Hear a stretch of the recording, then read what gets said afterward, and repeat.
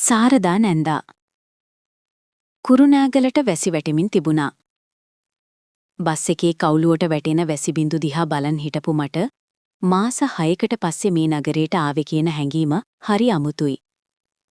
අම්මගේ අක්කා සාරදා නැන්දා. පුංචි කාලේ ඉඳන්ම මට ලොකු ආදරයක් දුන්නා. මට හොඳම කෑම හදපු. මාව පුංචි කොල්ලා කියලා අල්ලගත්ත කෙනා. ඒත් දැන් මම පුංචි නෙවෙයි.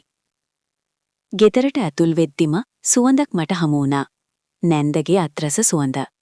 අනේ මේ කවුද මේ ලොකු මහත්තයෙක් වගේ. ඈ හිනාවක් එක්ක කතා කළා. ඒ හිනාව මට මතක තියෙන හිනාවමයි.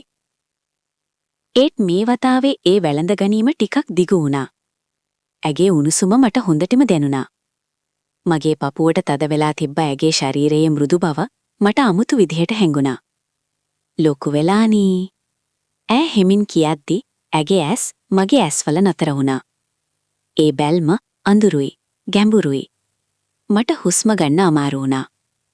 බාත්රූම් එකෙන් වතුර වැටෙන හඬ ඇහුණා. සාලේ සීතලට මිශ්‍ර වෙලා ඒ සද්දේ මගේ ඇඟේම පිරෙන්න පටන් ගත්තේය. මම සෝෆා එකේ හිටියත් මගේ හිත එතන නෙවෙයි. දොර ඇරෙන හඬ. ඈ ඉක්මනින් සාලේ හරහා ගියා. තවල එකක් පමණක් ඇදගන්න.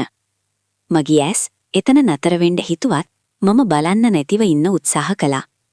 ඒත් ඒ තත්පරයේ ඇගේ තෙත් කෙස් තවම වතුර බින්දු වැටෙන උරහිස් මගේ මනසට ලකුණු වෙලා ගියා. ඈ කාමරේ දොර වැහුවා.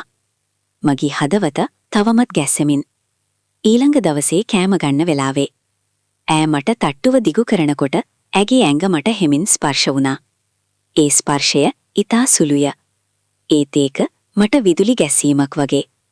ඔයා දැන් පුංචි නෙවෙයි. ඈ කතා කළා. ඇගේ හඬ ටිකක් මෘදුයි. ටිකක් පහත්. මම ඇගේ දිහා බලද්දි ඈ hina වුණා. ඒ hinaවි තිබුණේ ලැජ්ජාවක්ද? නැත්තම් පරීක්ෂාවක්ද? එදා සවස වැසි වැටුණා. ගෙදර ඇතුලේ සීතල වැඩි වුණා. ඈ ජනලයේ අසල හිටගන්න. වැසි දිහා බලනවා. ඇගේ අත් එක බාහුවලට ගසා ගන්න.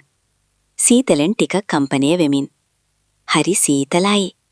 ඈ හෙමින් කියද්දි මට ඒ හඬ මෘදු ලෙස ඇඟ ඇතුළට වැටුණා. මම ළඟට ගියා. අපි අතර තිබ්බ දුර ඉතා අඩු. ඇගේ සුවඳ, සබන් සුවඳත් ඇගේම උණුසුමත් මිශ්‍ර වෙලා.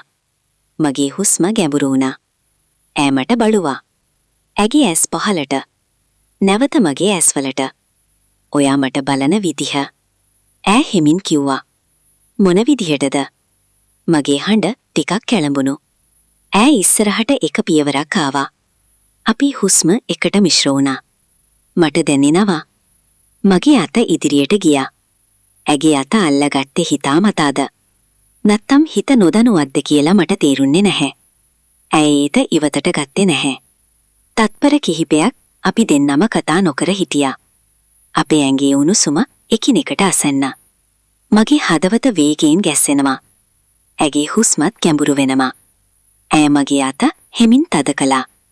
ඒ තත්පරය. අපි අතර තිබුණු සියලුම වචන අවසන් වුණා. ඒ ඊළඟ තත්පරේ ඇය අත ඉවත් කළා. අපිට සීමා තියෙනවා.